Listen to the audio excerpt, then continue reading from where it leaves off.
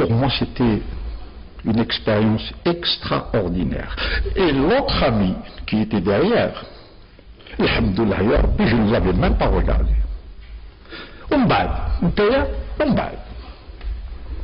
Malgré ton fric, malgré ton costume, malgré ta propreté, on balle.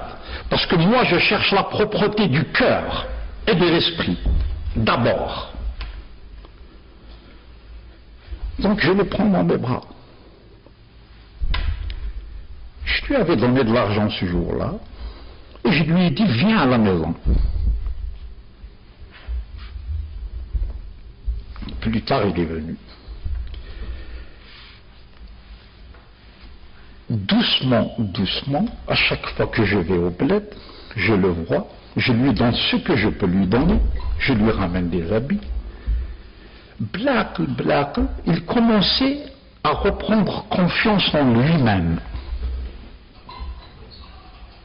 Et un jour, il m'a dit quelque chose, que 8 mois ou 10 mois plus tard, il m'a dit, oh Rachid, finalement, alhamdoulilah, la vie est belle.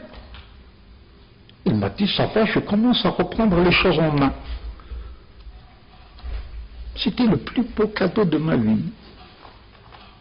Il commençait à reprendre les choses en main. Je lui ai dit, mais c'est facile quand même, tu es un garçon intelligent. Il a dit, non, c'est pas facile. Mais toi, tu m'as apporté ce dont j'avais besoin. Tu m'as apporté du courage. Tu m'as apporté du respect, de la considération. Tu m'as pris dans tes bras, alors que j'étais sale, que je puais, alors que tu pouvais même attraper une maladie, parce que j'étais considéré comme une poubelle dans ce village dans lequel je suis né. Quand les gens me voyaient, ils disaient Subhanallah ar-Rahman ar-Rahim. Personne ne voulait m'ouvrir ses bras. Et c'est là qu'il a commencé à me raconter son histoire. Il a eu une dépression. Généralement, c'est l'amour. Il est parti en Italie pour un stage et il est tombé amoureux. Bon, les Italiens, ça ne marche pas tout le temps. Et ben voilà, la dépression. Et donc il a perdu la tête. C'est pour ça qu'il m'a dit, j'avais besoin de ça. On a tous besoin de ça. Il n'y a pas un seul être humain qui n'ait pas besoin de ça. Même si c'est l'être le plus riche au monde, même si c'est l'être le plus puissant au monde, au fond de nous-mêmes, nous avons toujours besoin d'un soutien moral. Parce que qu'est-ce qui nous habite, Naya? La peur, le doute, ces ennemis redoutables, ils vous prennent par là, vous ne savez plus quoi faire. Et quand on trouve un soutien moral, et qu'on puisse justement parler, voilà ce qui m'arrive, voilà les difficultés que je traverse, le qimah qu'il vous donne vous aidera à relever la tête. Donc, si vous voulez, on s'approche doucement du sujet qui est le leadership.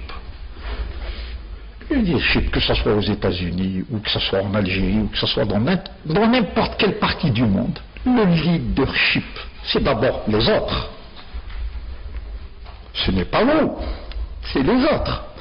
Si vous faites passer les autres avant vous, vous ne pouvez que gagner. Voilà la définition du leadership. On va la partager en 5 parties. Donc, la première partie, c'est ce qu'on appelle le leadership de position.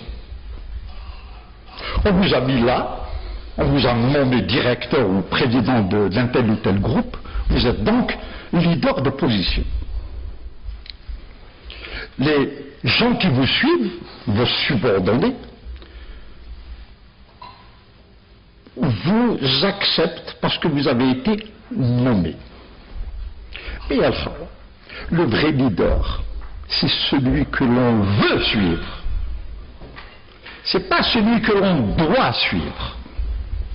Donc un leader de position, c'est quelqu'un que l'on doit suivre. On le supporte, entre guillemets. Et les résultats ne sont pas toujours là. On appelle ça un leader de position. Et les gens qui travaillent avec lui, ses subordonnés, le suivent juste dans le cadre du travail, de 8 heures à midi, de 1 heure à 5 heures. En dehors de ce cadre, il ne peut pas compter sur eux. Le deuxième volet, c'est ce qu'on appelle le niveau permission. Pourquoi permission? Je vous permets. Je suis le leader, mais je vous permets. Je vous permets tout. Je vous guide. C'est un honneur pour moi, mais c'est parce que vous me permettez de vous guider. Donc il va créer, Yal Khawa, de la joie dans le groupe. Moi qui suis leader, j'ai ce monsieur en face de moi. Ce n'est pas mon subordonné, c'est mon collègue. Même si en Algérie on dit cette façon de voir les choses ne marche pas, je ne suis pas d'accord. Parce que là, j'ai là en face de moi, avec sa belle barbe.